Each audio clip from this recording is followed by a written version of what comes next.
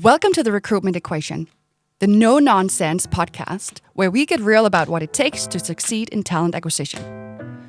We're diving into the world of recruitment, the wins, the challenges, and everything in between.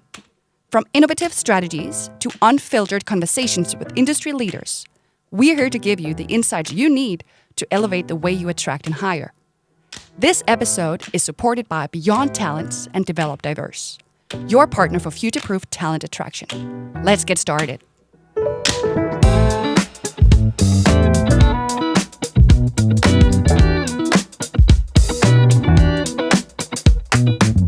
Wonderful. Welcome. This is one of the episodes I've really been looking forward to, alongside all the other ones, of course.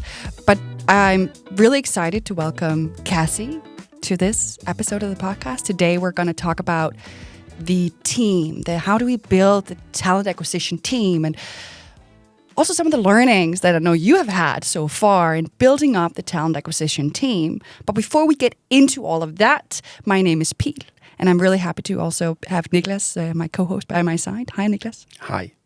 Wonderful.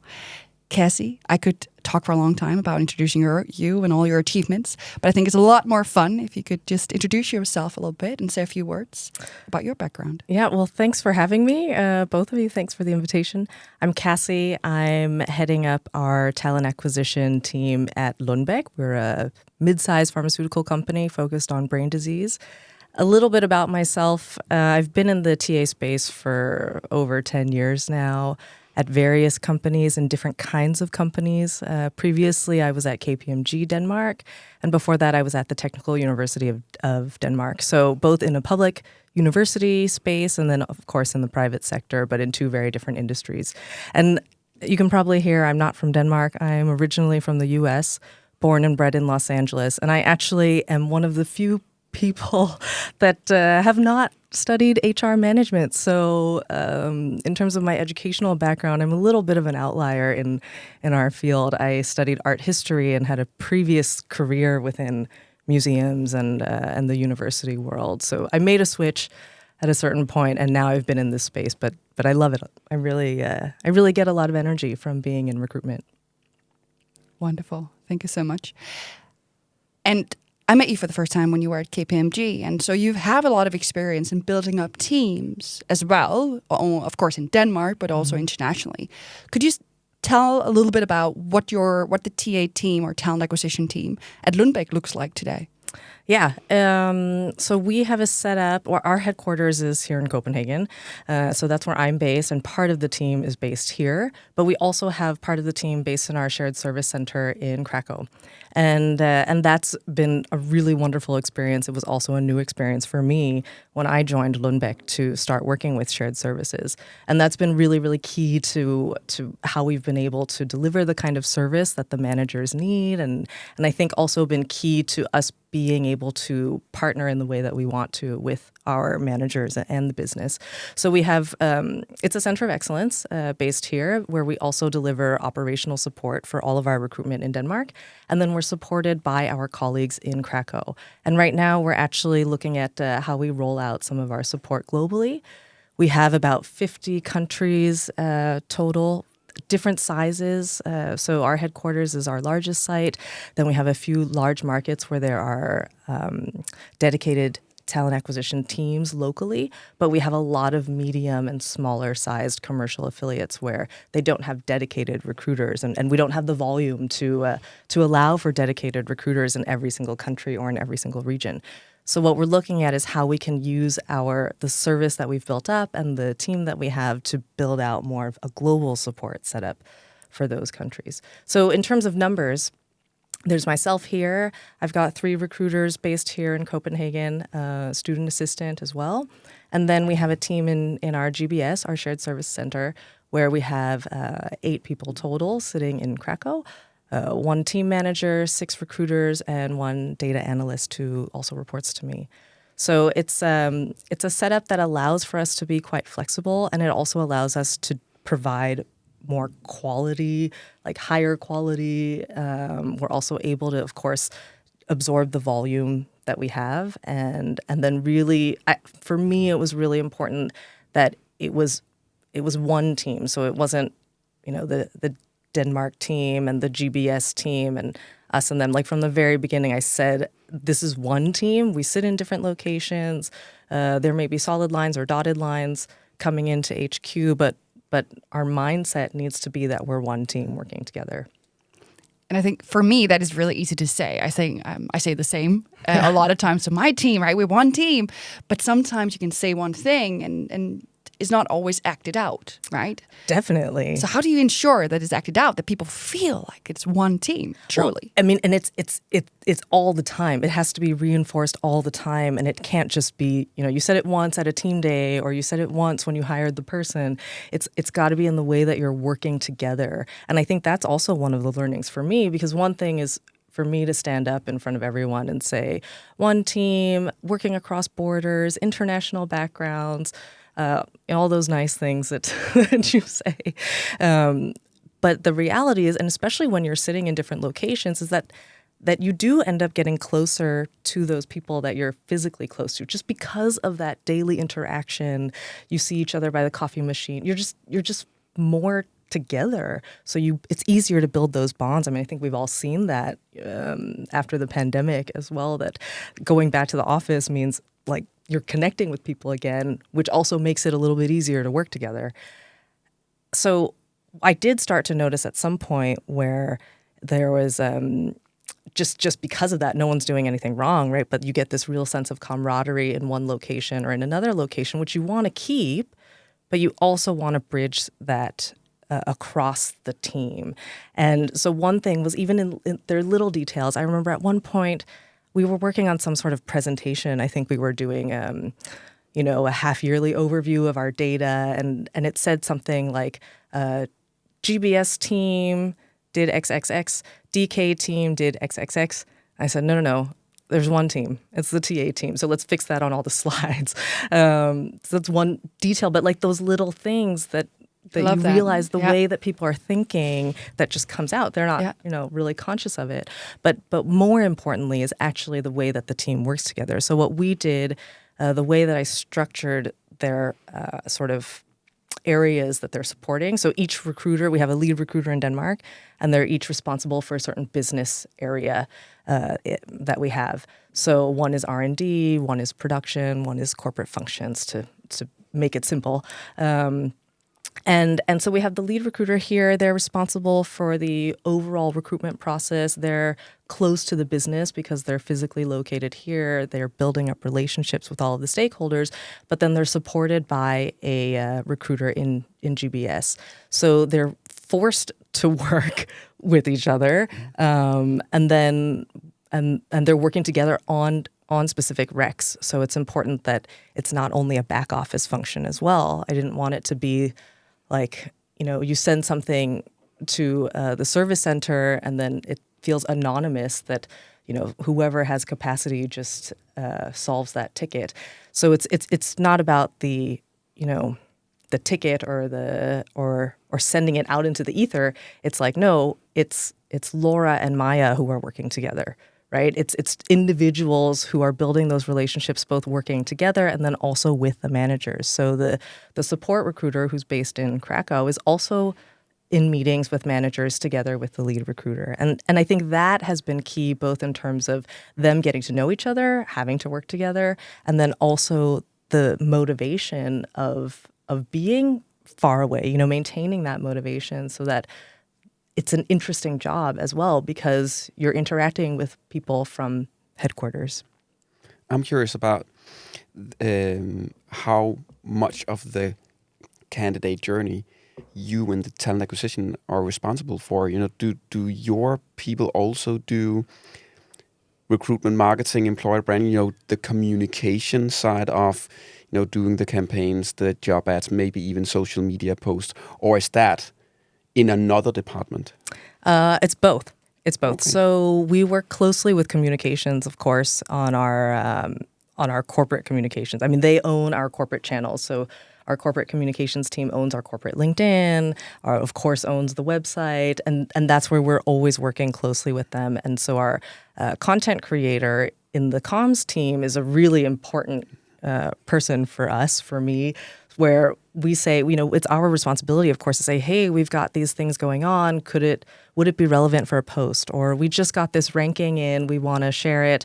Does that fit in with your content calendar? And so having that really close dialogue about that's on the content side. So specifically with social media, in terms of the communication regarding job opportunities, that's all in our team. So of course there's the actual advertising of the opportunities, and then understanding, okay, which are the channels where we want those to be visible. And then for Denmark specifically, it is the TA team that's doing the physical events. So the career fairs at universities or International Citizens Day, which we were at recently, that is the team that's based here, and it's shared across the team. Cool. Mm-hmm. Wonderful. I really like the way that you're talking about it as one team and the very concrete examples as well of actually also on the slides, but that could be a dashboard. We don't talk about the different locations. I don't think I see that a lot actually, where you go all the way, right? So, but it sounds easy and it sounds like that's just the way it is. That's the way it always has been. But has it been like that for the entire time you've been there? Well, I think, so actually when I came in, I was actually really fortunate that when I came in, I was able to build this team. So a business case had been made by my predecessor, the interim head of TA, my good colleague, and she had worked together with my previous manager looking at what does Lundbeck need. And part of that was building up the team in GBS. So being able to actually beef up some of the resources so that we'd be able to deliver better service. And so it didn't exist in that same setup before I came. So in that sense, I was actually able to design it more or less. I was given a certain number of resources, and I could figure out how I was going to run it.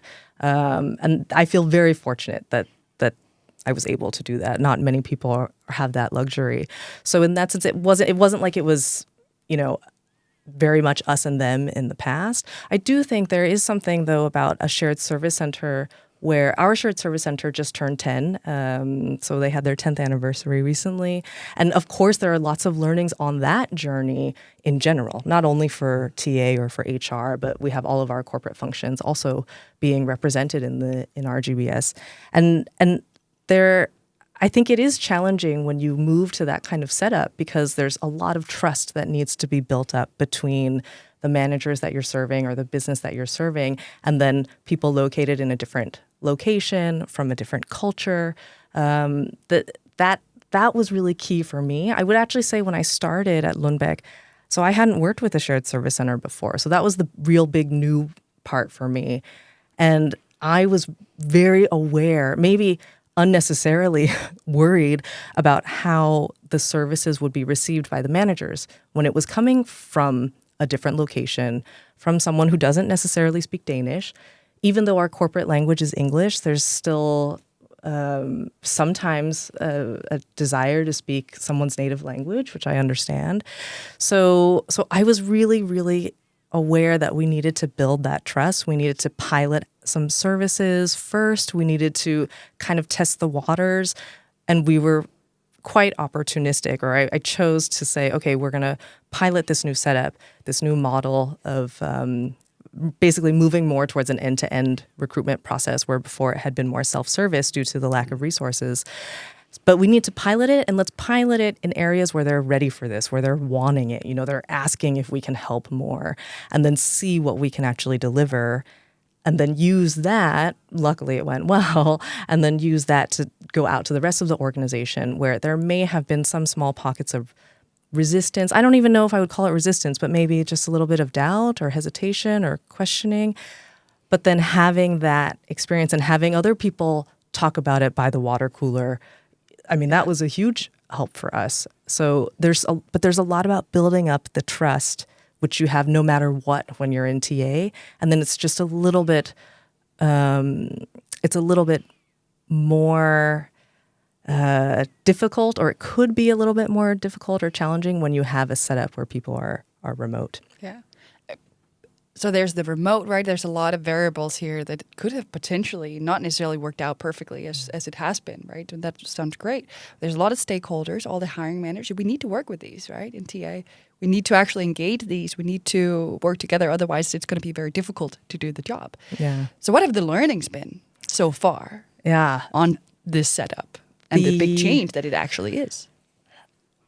It's so, I feel that really where I've spent a lot of my energy has been those relationships. Of course, with stakeholders and colleagues within our people and culture team, but of course outside as well, making sure that there's support, being quite strategic about which areas you're going to first. Getting that support so that you can push something forward. But relationships within the team, that is really, really key. And I think what I was surprised by was that it wasn't the national cultural differences that were challenging, at least for me. I mean, I knew going into it, and I've been in other international settings before. I used to be in mobility back when I came to Denmark and was working in my first few jobs. I myself am international. So I've read all these books about cultural differences and how to be culturally intelligent and everything. So I had, of course, done my homework there, but I was really surprised by the difference between a shared service culture, so not a Polish culture, but a shared service culture, and then a Danish work culture. And that there's a lot of focus on making sure that we're efficient, making sure that we're delivering on, in the shared service center, that we're delivering on our SLAs, making sure that we're recording everything, that we're tracking things. Do we have enough workload? Do we have too much workload? How do you measure the workload? And for me, that was, a really big change from what I've been used to in the companies that I've been at, where of course we've looked at those things, but not to the same degree of detail and like continuous improvement all the time. And I will say that in the beginning, I thought it was really hard because I was like, well, can't we just trust that people are doing what they need to be doing?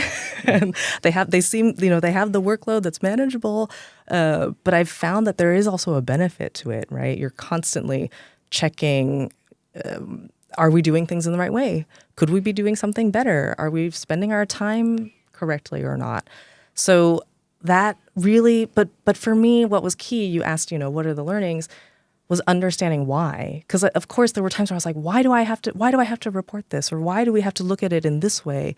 And then asking those questions, like, why is this being asked of us? To understand what's the reasoning behind it. Someone's not doing it to be annoying or to micromanage or to like micromanage that. But it is there's a reason behind it. So I think that was one of the learnings for me. Can you tell us a bit more about how you divide the tasks itself between the shared service and the recruiters in Denmark? Yeah. Who does what? So we have, if you think of a traditional recruitment process, we have the intake meeting, and that's of course where we want to understand what the specs are and where we determine what's the best strategy. Do we post it? Do we need to source for it? How do we think that we can solve this? So the lead recruiter, the TA partner here in Denmark, is the one that's overall responsible, takes that intake meeting, sometimes brings the support recruiter as well, especially if we know there's going to be a search that we need to do, and then everyone is around the table getting the information that they need. It depends on case by case. And then we have that the support recruiter assists with a lot of the administrative tasks, such as posting the job, making sure it's fitting the right formatting. If we're doing a search, then they will do an initial search together with the TA partner, but where we've also left it quite flexible. So in some cases, the TA partner themselves does the search. It's up to them to determine what is required and why, and what's the workload, what would be the best solution in this particular case. But if the support recruiter is doing the initial search, then they'll present a list to the lead recruiter who will review it. They'll go over it together, maybe iterate a couple times, and then present candidates to the manager after which the manager decides who do we want to reach out to, and then the lead recruiter is the one that reaches out if we're doing some proactive outreach, and then the support recruiter is following up as well in terms of sending email rejections. They're making sure that things run very smoothly. The lead recruiter is the one who's participating in interviews with the manager, but then the support recruiter will send the personality assessment, will send the calendar confirmation. And it's got to be a very close collaboration, because the other thing is that you don't want a bottleneck. So, everyone should be on the same email thread. The communication needs to be really open, and then the two recruiters need to be talking a lot to each other. We also have a distinction where we have two different types of service. So depending on pay grade, we offer our full service. And then at a pay grade below that, we offer a partial service. And those could be roles like student assistant roles, entry-level roles. And there, the support recruiter or the shared service center, the person who's based in the shared service center, has full responsibility for running that process. And that's where the manager is doing a lot on their own, but the recruiter is ensuring that they're keeping on track. They're helping with all of the admin tasks again. But that follow-up is also essential so that the manager doesn't lose time. Exactly. I forgot to say, we also do screening. So the recruiter will support with phone screening. And they'll divide it again between themselves depending on what's necessary. So the level of the job, the types of candidates, if Danish language might be necessary or not, then they'll work it out. So it's really owned by talent acquisition, that whole process, up until after the first screening, really. Yeah, and then also the interviews. So the managers will do the first interview, and then TA will be involved in the second interview, and then we also help all the way through to with the steps required in the offer process. Yeah. So of course the manager is the one deciding on the candidate and then deciding on the final offer. And then we assist with getting that through the system. And then we have colleagues in another team who do the contract creation. You've been in a very fortunate situation, and as you're saying yourself, right, to actually build it from scratch. What have you valued in building that team? What are the individuals you have added on to the team? And what have you been looking for when you've been adding on team members? Yeah, I mean, the team is the reason why I go to work every day. That's for sure what is most important. And I think that for me, of course, I've looked for recruitment experience, but we also have junior colleagues in the team, and that's where we've looked at a lot of potential in terms of your mindset. So, are you curious? Are you willing to try new things even though you don't really know what it is? I think one of the key things that I've learned along the way, not just here, but also in previous companies, is, are you willing to ask questions? So it's so key that you're able to show that vulnerability and ask questions. Of course, we need to provide a psychologically safe space. We need to have colleagues who are willing to help. But I've seen that not asking questions can end up making things very complicated, or it goes wrong, or you end up just spending a lot of time on something where you could have gotten an answer very quickly from your colleague. So curiosity is a big one. I really think that what's key when you're in recruitment is you need to be curious about the role. You need to be curious about why the hiring manager is concerned potentially. You need to be able to pick up on what's not being said, the questions that are not being asked. So there's a lot of the people skills, but where it's also coming from a place of curiosity and not reacting in a defensive way if things get difficult. So there's a lot of mindset and the way you approach your stakeholders, the way you approach your candidates. You have to be service-minded, but you can't be a pushover. So when you have difficult stakeholders or when you have situations that might be tough, you need to be able to put your foot down, and it's for the benefit of our professionalism or our reputation.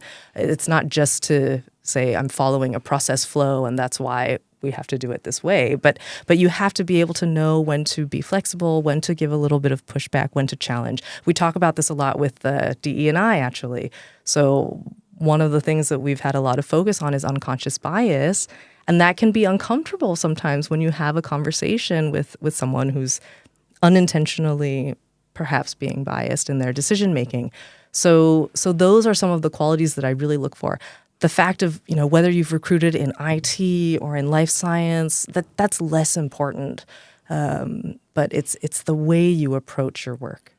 I think that is really interesting, right? As you say, and I think that's of course also what we meet a lot in my work in talking to both hiring managers and talent acquisition professionals, because a lot of the time we really want to do the best for the hiring manager. We want to find the best qualified candidate for the job, and they don't look only one way, right? But a lot of the time in the dynamic we have between TA and hiring managers is that the hiring manager tends to be more senior, or there has to be more official or formal authority, let's call it that. Mm-hmm.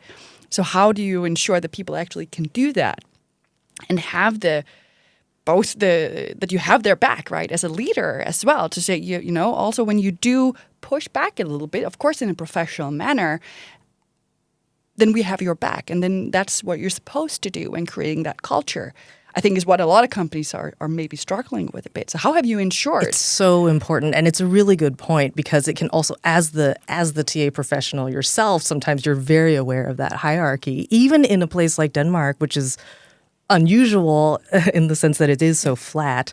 But I think from the very beginning, it's about setting those expectations, and actually, sometimes it's just important to say it out loud. Like, I'm here to partner with you. I may challenge you or pressure test things a little bit because I want to make sure that you get the right person for your team. So sometimes it's as simple as that, you could say. But I also think that it's important that you have the mandate as TA, and that comes from both. That's part of my role to talk about what's the point of having an in-house TA team. When we're talking to important stakeholders, when I'm talking to my colleagues, business partners are really key colleagues of ours, right? We have to work very closely with our HR business partners, and having their trust in knowing that we can deliver something also helps, because when they're talking to their management teams, they're able to say, you need to talk to TA. You need to listen to what their recommendations are. They're going to do the right thing for you and for your team and for your potential hire. So of course, part of that lies within my role, but it also, I think, of course, has to come from the top. What is the role of HR in general? And I think that's really key. If HR in your organization is seen as being a paper pushing function, get paid, make contracts, that's it, like do as I say, then you're going to have a really hard uphill battle in TA to be more than, just scheduling interviews or posting jobs on a website. So of course you have to start there, that HR has to be seen as a really important strategic part of the business. And then when you have that, then it's easier for all of the different functions to build on that. But TA, I do think, sometimes struggles, as an industry, we struggle sometimes with being seen as that strategic partner, because we do have a very operational part of the job. I mean, most of the job is operational recruitment, and that needs to be done really, really well. So you need to have that foundation in order so that you can start to do some of these more tactical and strategic things and have different conversations about what the business needs.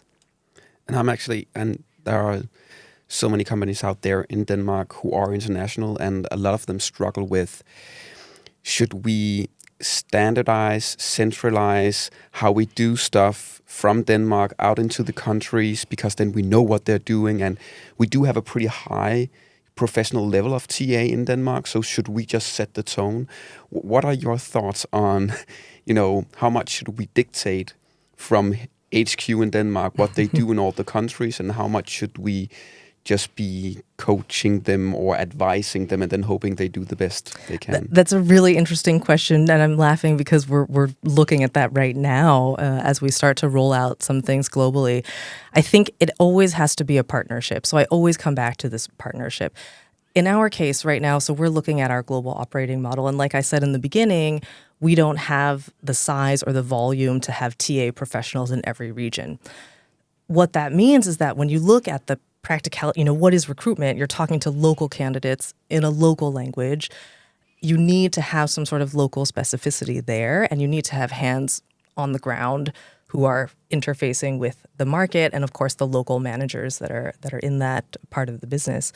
So for us right now, we're really looking at how do we work very closely with our HR colleagues who are in the local countries, but we do need to have some level of standards. So we do need to align and commit to a global standard process, which is a pretty typical, best practice recruitment process. It's nothing crazy, but where we want to say, okay, if you're a candidate and you're applying to a job at Lundbeck, then you should be meeting the same kind of communication. You should be having the same positive experience, of course, tailored to a certain degree to the local needs.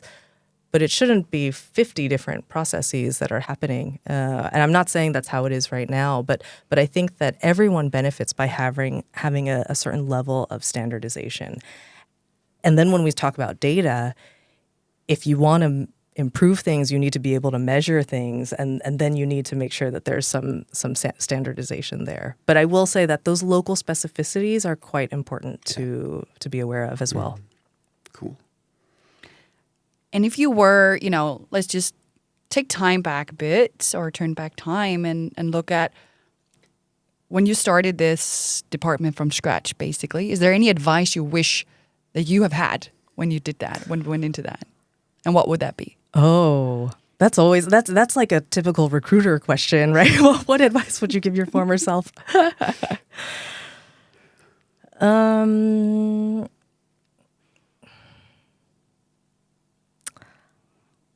I think in my case, I would probably go back and tell myself to trust that things were going to work out. I think it was quite challenging in the beginning, both because it was, just starting in a new role. Of course, you're trying to prove yourself. You're trying to get to know the people around you. Working with the shared service center for the first time, which I was a little bit nervous about, of course. But trusting that things were going to work, because I am the kind of person, and this is maybe just particular to me, I see a lot of risks. And I see all the things that can go wrong, and I will see them go wrong. I'll see worst case scenario right away. So, that was sort of, I felt like I was constantly being worried. I was worrying about worst case scenario all the time. If this doesn't work, then we're never going to be able to roll out this process in Denmark. Or if this doesn't work, then it's all going to fall apart. So I think if I go back and also seeing where we are now, like, okay, it'll work out. Maybe it won't be on the same timeline that you had predicted, but things will work out. And I think that seeing how important it is to put time into those relationships, that's what makes it work, right? That people feel they're seen as individuals, that the team feels that they're being recognized as one team. That I think is, that's where we've been able to, I think that's what we can attribute some of our success to. I like that answer a lot. Thank you so much. Trust the process and trust yourself a bit. The very last question, because we're running out of time here. Not only the advice for everyone out there who is listening, who is now going to go out and want to build a team either from scratch or reorganize and do all of this either by taking TA in-house or reorganizing or whatnot. What would you say, knowing what you know now, is really the equation of building that TA team, international or not? What makes up that? I wish there was like a fixed equation. Of course. Then someone could give it to me too. But I think it is, well, it starts with knowing what your business needs. So you have to understand what does good look like? What is the success that you're aiming for? And what does the business actually need? And that may be different from what the business says they need. Right? So there's always some analysis there of, okay, you say you want this, and this, but is that actually what's going to be best for your team or for the business at large or for Lundbeck. So you have to start at what do we need to achieve, and the why. That's always quite important for me. Someone might give me a target, but I'm like, why? And so that I really understand what's the core of the challenge here. And then once you know that, then it's about the people. Then it's about bringing in the people, identifying what the capabilities are needed or what capabilities are needed, and then bringing in the people that can deliver on that. But also the people who will really contribute to that, to the culture that you want to build. And for me, that's all about curiosity.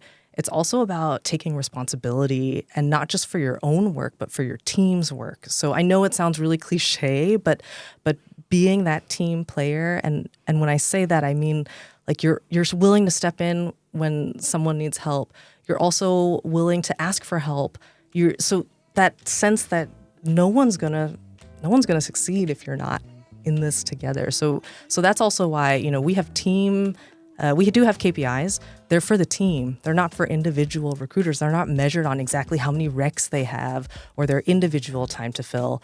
It's about the team. So I would say that's really key, is identifying what you need to solve, what kind of culture do you want to have, and then what are the types of people that you need to deliver on that. So actually working backwards a bit and doing it that way. So having the final answer first, and then what is actually making that up, and that's how you build that equation. Yeah. I like that way of thinking, actually. We don't have time for anything else. Time goes past by. Can we cut that out? We won't have time for anything else. Thank you so much for coming and contributing to this topic, Cassie. And thank you, Niklas. Thank you, Pete. Always a pleasure. You too. Always so much fun. Thank you so much for the invitation. We could have talked for 3 hours, I think. Exactly. Another time, huh? Yeah. Definitely. Thank you so much.